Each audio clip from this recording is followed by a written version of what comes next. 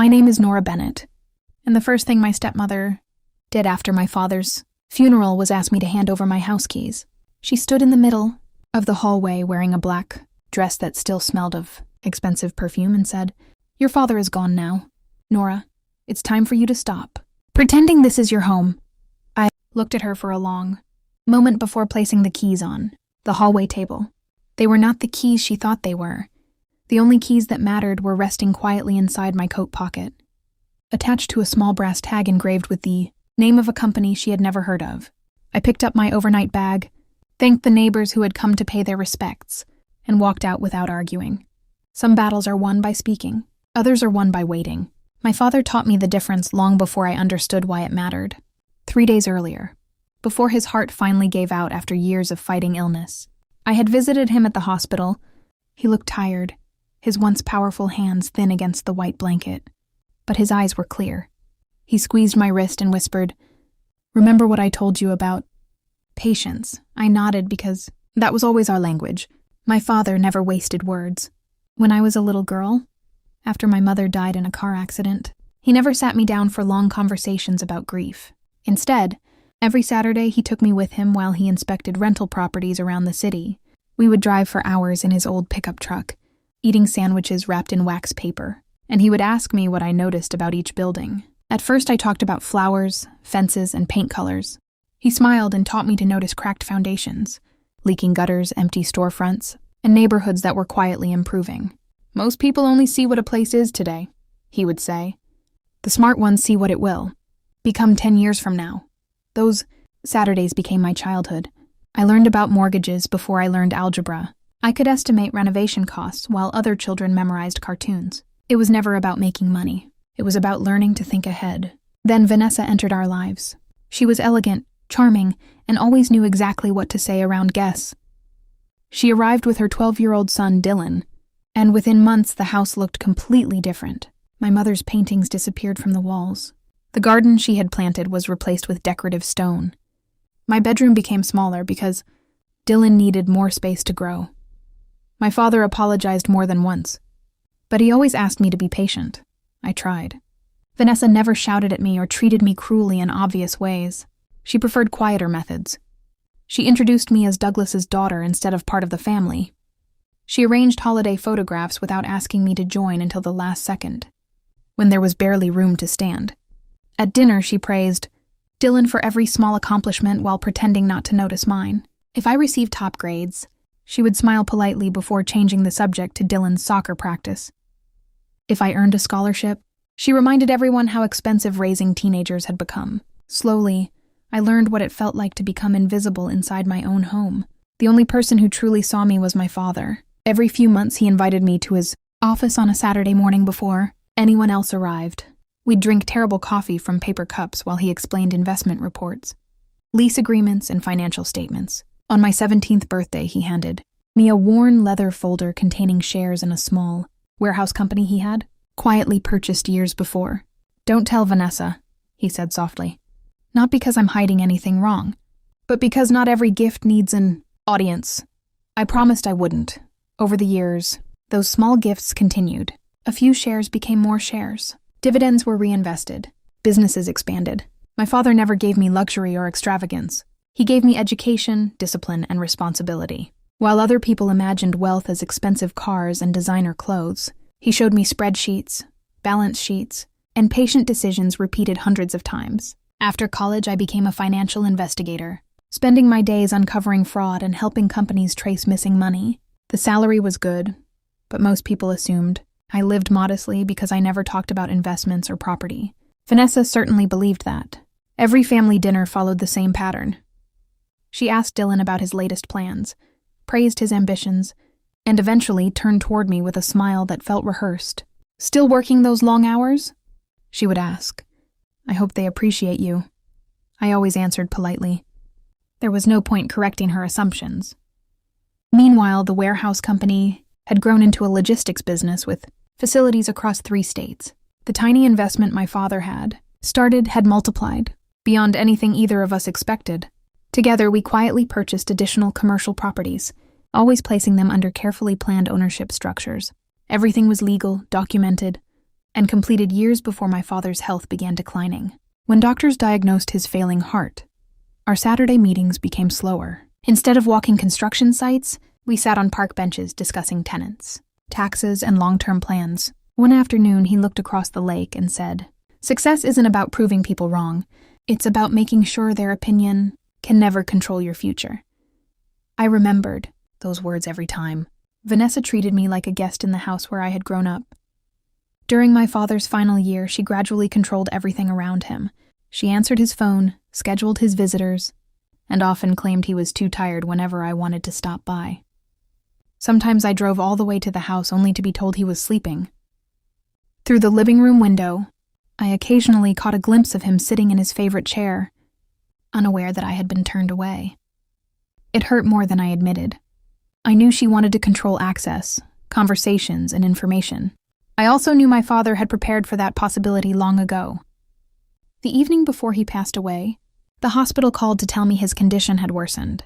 I reached his bedside just before midnight. He smiled faintly, reached beneath his pillow, and handed me a small envelope. "When the time comes," he whispered, "don't rush. Let the truth arrive on its own." Those were the last words he ever spoke to me. Less than 24 hours later, he was gone, and Vanessa was standing in our hallway asking for my keys as though removing me from the house would erase every memory that came before her. She believed she had won.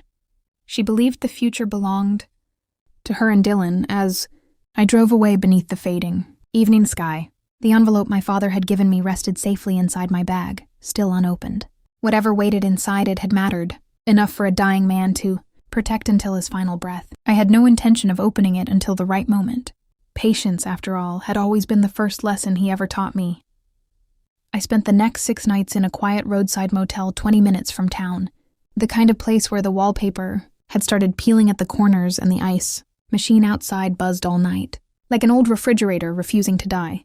The room cost $42 a night, and every morning I woke before sunrise, made coffee with the tiny machine on the dresser, and watched the parking lot slowly fill with delivery vans and construction trucks. It was strangely peaceful. Grief has a way of making simple things feel important. The sound of birds outside the window, the warmth of a paper coffee cup, the silence that comes before the world wakes up. I still hadn't opened the envelope my father had given me. Somehow it felt like opening it too soon would mean admitting he was truly gone. Instead, I kept replaying our last conversation in my mind, wondering why he had smiled when he told me to let the truth arrive on its own. On the 3rd morning, my attorney, Daniel Foster, called to confirm that the reading of my father's will had been scheduled for the following Thursday. Daniel had represented both my father and me for years. He was careful, organized, and never wasted words. "Everything is in order," he told me. "Just be there on time." His tone told me there was more he wasn't saying, but I respected him enough not to press for answers. If my father had trusted him, that was enough for me. Later that afternoon, my Aunt Evelyn stopped by the motel carrying 2 paper bags filled with sandwiches and fresh fruit. She hugged me tightly before saying a word. "Your father worried about you every day," she said quietly. "Not because he thought you were weak, because he knew exactly what kind of people you were dealing with." She explained that Vanessa had already started telling relatives I had left, voluntarily because I wanted nothing to do with the family anymore. According to Vanessa, I had always been distant, always too busy with work, and had practically abandoned my father during his illness. I almost laughed. My phone still contained months of unanswered messages asking to visit him. I could have shown everyone the proof, but I didn't. My father had never believed in arguing with lies. He believed in waiting until facts spoke louder than accusations. 2 days before the will reading, curiosity finally overcame me. I sat on the edge of the motel bed and carefully opened the envelope. Inside was a handwritten letter folded around a single brass key. My father's handwriting was unmistakable, neat and deliberate. "Nora," it began, "if you're reading this, then I was right about the timing. You probably feel alone, but you're not. Everything I wanted to tell you is already waiting where this key belongs. Trust Daniel. Trust Evelyn. Most importantly, trust yourself. You have spent your entire life believing your worth needed someone else's approval. It never did."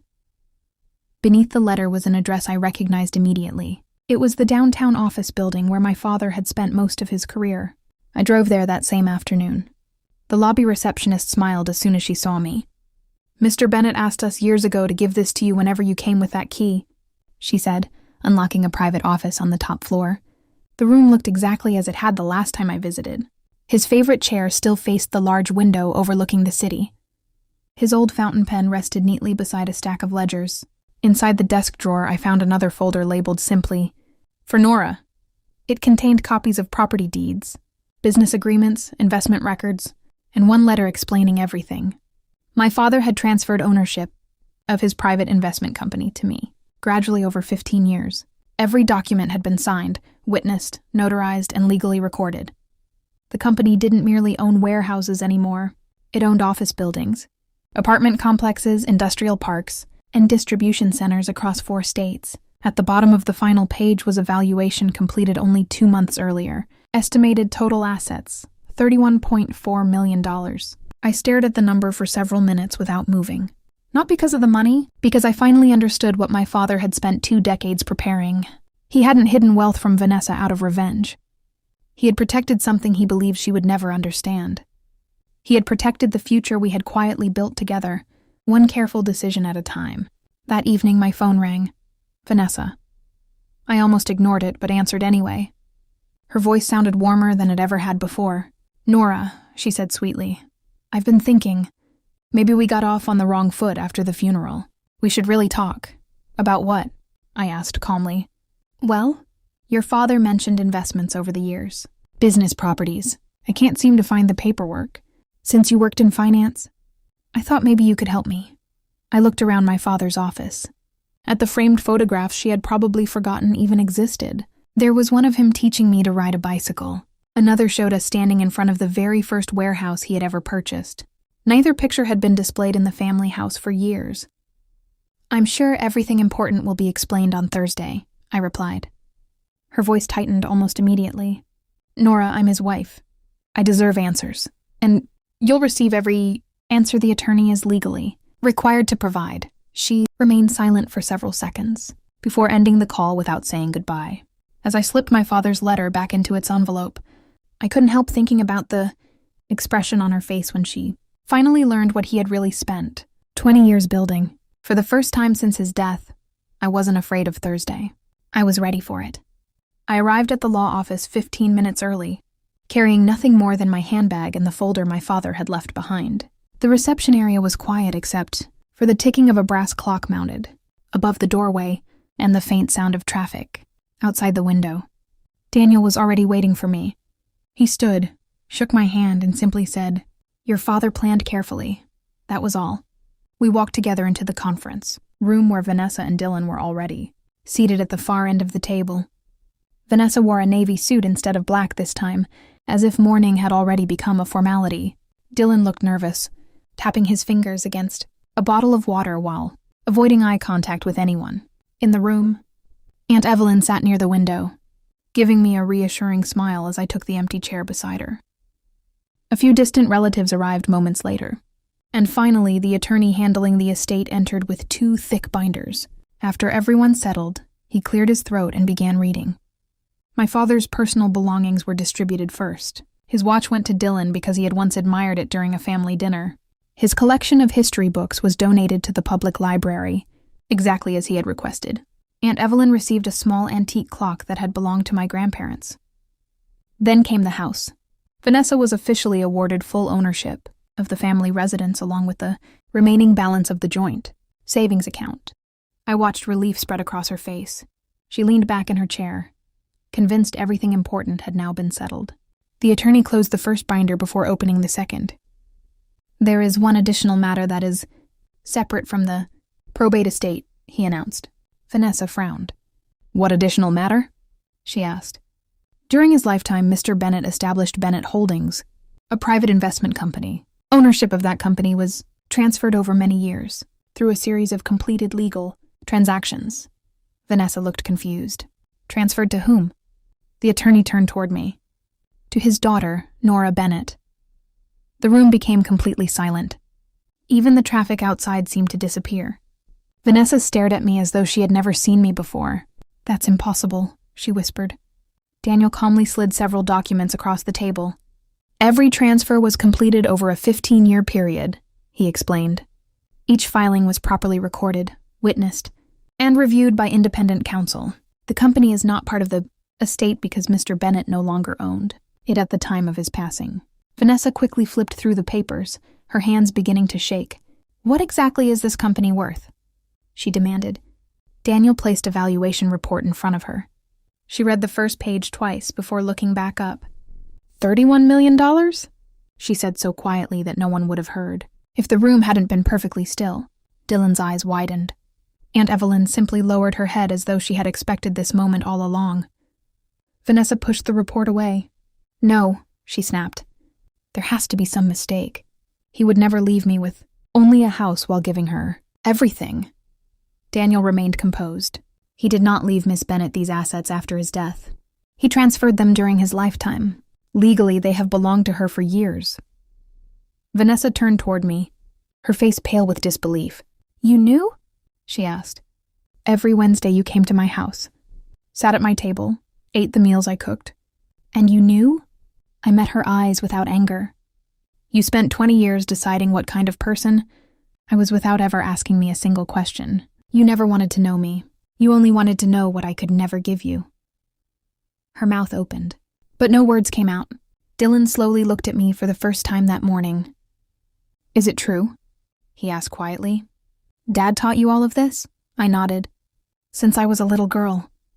He looked down at the table, clearly remembering the Saturdays when my father always said he was running errands. Those errands had been lessons that had quietly built a future no one else noticed. Vanessa suddenly stood. "This isn't fair," she said, her voice breaking. "I took care of him. I was there through every hospital visit." Aunt Evelyn finally spoke. "You were there," she said gently, "and he made sure you would always have a home.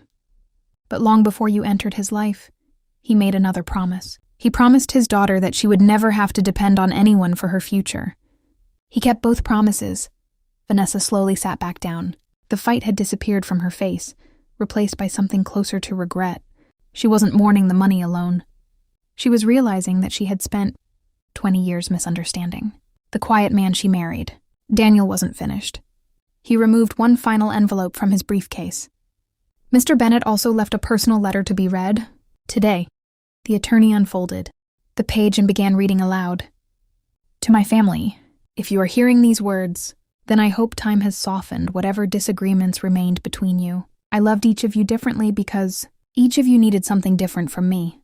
Vanessa, I gave you security because you once told me you feared losing everything again. Dylan, I hope you build a life measured by character instead of comparison. Nora, if you're listening, remember that wealth is never the reward. Independence is. The money only protects the freedom to live honestly. Never use it to make anyone feel small. Leave that mistake to people who never understood what truly matters." By the time the attorney finished reading, nobody spoke. Vanessa stared at the letter with tears in her eyes. Dylan quietly wiped his face. I folded my father's words carefully and placed them back inside the envelope. At that moment, I understood that the greatest inheritance he had left me wasn't measured in dollars or buildings. It was the confidence to walk away without hatred. I stood, thanked the attorney, nodded to Aunt Evelyn, and picked up my bag. As I reached the doorway, Vanessa softly called my name. I paused but didn't turn around. "I'm sorry," she whispered. It was the first sincere apology I had ever heard from her. I closed my eyes for a second before answering. "I hope someday you forgive yourself." Then I walked out into the afternoon sunlight, knowing the hardest chapter of my life had finally come to an end, even though I had no idea what the next one would bring. The weeks after the will reading were quieter than I expected. There were no dramatic court battles, no television-style confrontations, and no angry relatives showing up at my door. Life simply moved forward, the way it always does after the truth has finally settled. Vanessa hired an attorney, hoping there might be some legal path to challenge the transfers my father had completed over the years. 2 weeks later, her lawyer sent a brief letter acknowledging what Daniel had already explained. Every transfer had been properly documented, every tax filing completed, every signature witnessed, and every decision made while my father was fully competent.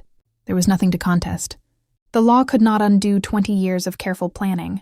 When Daniel called to tell me the matter was officially closed, I thanked him, hung up the phone, and sat quietly at my desk for several minutes. I didn't feel victorious. I felt relieved. My father had spent years making sure I would never have to fight for what he intended me to have, and somehow that final gift meant more than the assets themselves. A few days later, Dylan asked if we could meet. We chose a small coffee shop halfway between our homes. He looked older than I remembered, not because of time, but because reality had a way of changing people. After a long silence, he finally spoke. "I spent years believing everything Mom told me," he admitted. "She always said you kept your distance because you thought you were better than us. I never questioned it." I stirred my coffee without looking up. "You were a kid," I said. "None of it was your responsibility." He nodded slowly. "Still, I should have known better." We talked for nearly 2 hours. For the first time in our lives, we weren't speaking as step-siblings forced to share holidays. We were simply two adults trying to understand the same man from different perspectives. Before leaving, Dylan smiled sadly and said, "Dad was proud of you. He told me once that you could solve problems most people didn't even notice." Hearing those words brought tears to my eyes because they sounded exactly like something my father would have said. 3 months later, I moved into a modest townhouse overlooking a river on the edge of the city. People often assumed someone with my financial resources would buy a mansion, but I never wanted one. The house had a small library, a bright kitchen, and a porch where I could drink coffee while watching the sunrise. It was peaceful. It felt earned. I also made one decision that surprised even Daniel. I established the Bennett Education Foundation in my father's name. Every year, it would provide scholarships for students studying accounting, finance, construction management, and business ethics, young people who worked hard but lacked opportunity. At the dedication ceremony, a reporter asked why I had chosen education instead of attaching my father's name to another office building. I smiled and answered honestly. Buildings eventually belong to someone else. Knowledge stays with the person who earns it. The article appeared in the local newspaper the next morning. I clipped it out and placed it inside the folder containing my father's first investment records. It seemed like something he would have appreciated. Aunt Evelyn continued visiting once a month. We'd cook dinner together, argue about whose recipe made the better apple pie, and spend hours remembering my father. She told stories I'd never heard before, how he nearly failed his first business venture, how he once drove 6 hours to help a tenant whose roof had collapsed after a storm, how he secretly paid college tuition for an employee's daughter without ever telling anyone. Those stories reminded me that the man who taught me about numbers had always cared far more about people than profits. One autumn afternoon, nearly a year after his passing, I visited the first warehouse we had ever inspected together. It had long since been renovated into a modern distribution center, but one corner of the original brick wall had been preserved. I stood there with my hands in my pockets, remembering a little girl who once pointed at peeling paint while her father quietly explained the difference between appearance and value. He had been teaching me about buildings. He had also been teaching me about life. Before leaving, I reached into my bag and pulled out the old calculator he had given me when I was 17. The plastic was scratched, the battery cover was still held in place with tape, and several buttons had faded from years of use. I pressed the power button. The tiny screen flickered to life. I typed a random equation, watched the answer appear, and smiled. It still worked perfectly. I realized then that the calculator had never been about mathematics. It was a reminder that small, reliable things often outlast expensive ones: patience, discipline, integrity, quiet preparation. Those were the real investments my father had made in me. As I locked the warehouse gate behind me, the evening sun reflected across the river, turning the water gold. I thought about the frightened young woman who had walked out of her childhood, home carrying a single overnight bag, believing she had lost everything. She hadn't. The only thing she had lost were the illusions that had been holding her back. My father didn't leave me a fortune because he wanted me to feel rich. He left me the ability to stand on my own feet without asking anyone for permission, approval, or acceptance. That was the inheritance that mattered most. Every success that followed belonged not just to me, but to every quiet. Saturday morning, we spent driving through forgotten neighborhoods. Every lesson hidden inside a spreadsheet, every patient conversation that never needed many words. When I arrived home that evening, I placed the old calculator back on my desk beside my laptop. It had found its permanent place. Outside, the lights of the city slowly came alive one by one. I poured myself a cup of coffee, opened the window, and smiled into the cool evening air. For the first time in a very long time, the future didn't feel uncertain. It felt like home, and I knew somewhere. My father would have looked at that quiet moment, nodded once, and said the only words he ever believed truly mattered: "Well done."